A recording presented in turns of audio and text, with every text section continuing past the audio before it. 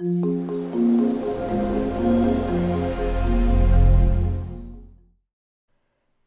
and welcome to my YouTube channel. I'm Jenny Hall. Thanks for joining me for another card making tutorial. Today I would like to demonstrate the Emboss Resist technique. I'm using a piece of watercolor paper that I have treated with an anti-static embossing buddy bag. I'm stamping with Versamark clear sticky ink, and the stamp set I'm using today is Snowflake Sentiments. The clear sticky ink is not always easy to see, but it's necessary to use in order to get the embossing powder to stick down to the paper. The embossing powder creates a bond that once heat sets becomes melted into the paper, and any fluid that is passed over this area will be resisted. Once I have all of the areas stamped, I'll apply the embossing powder and then funnel it back into the can of embossing powder. Watercolor paper is a thicker cardstock. Sometimes I like to emboss the heat part from the back as well as the front. Using a Stampin' Spritzer, I am wetting the entire panel of this piece of watercolor paper. Using my finger to spread the water around works really well. With an aqua painter, I am going to do the wet on wet watercolor technique. Using the dye ink from my stamp pad, I'm starting off with Sweet Sugar Plum. This is a medium tone that can also become more of a light tone, and as you can see, once it passes over the embossed area where the snowflakes are, it does not stick to the paper. Because the embossed area is already attached to the paper, then what color the paper is underneath is what you are going to see on your completed project. I'm going to another mid-tone color, which is Berry Burst, and applying the ink with my aqua painter down to other areas. I would like to have the darker shades at the top of the panel for this project versus having everything kind of mottled around. I want the bottom of the paper to have a less amount of color. My darkest shade that I'm using on this project is Rich Razzleberry. The Rich Razzleberry, Berry Burst, and Sweet Sugar Plum are all complementary colors for a project. And now that I think about it, they all are kind of like a berry or fruit names. That's kind of cool.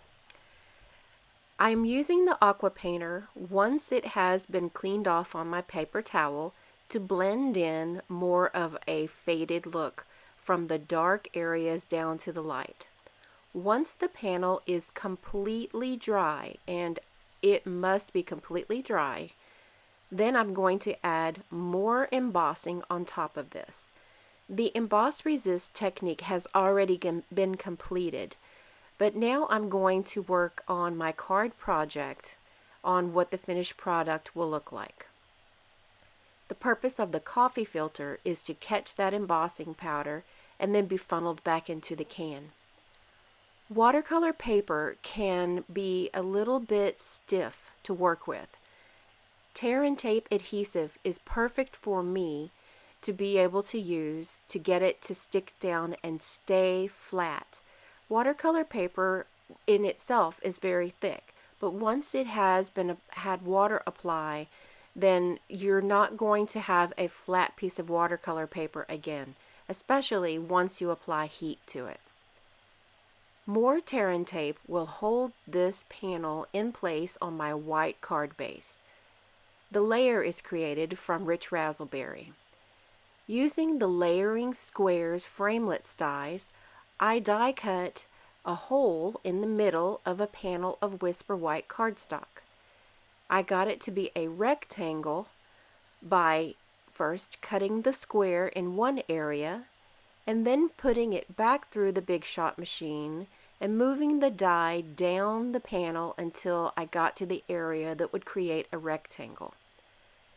Foam adhesive is a nice, great adhesive to be able to keep this area popped up. I'm using the Swirly Snowflakes Thinlits dies and die cut a few scraps of vellum to enhance the look of the snowflakes. The fine tip glue pen will work nicely to adhere them in place. It also works great to adhere some nice sparkly sequins. I'm using my paper piercing tool to move around the sequins.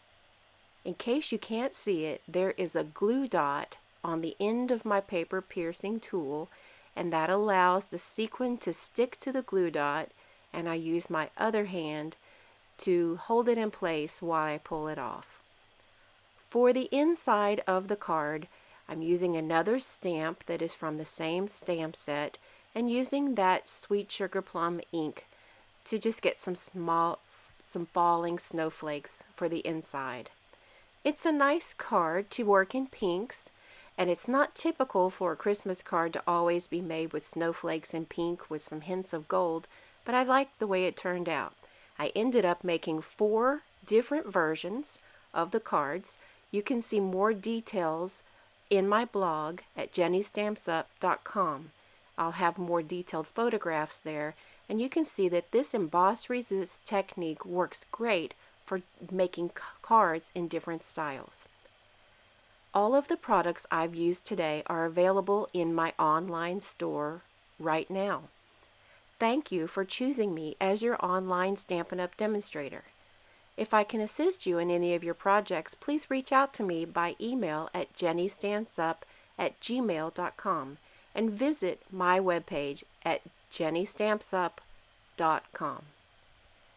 Thanks for watching the video. I'll see you next time. Hi, my name is Trip. Thanks for watching the video. See you next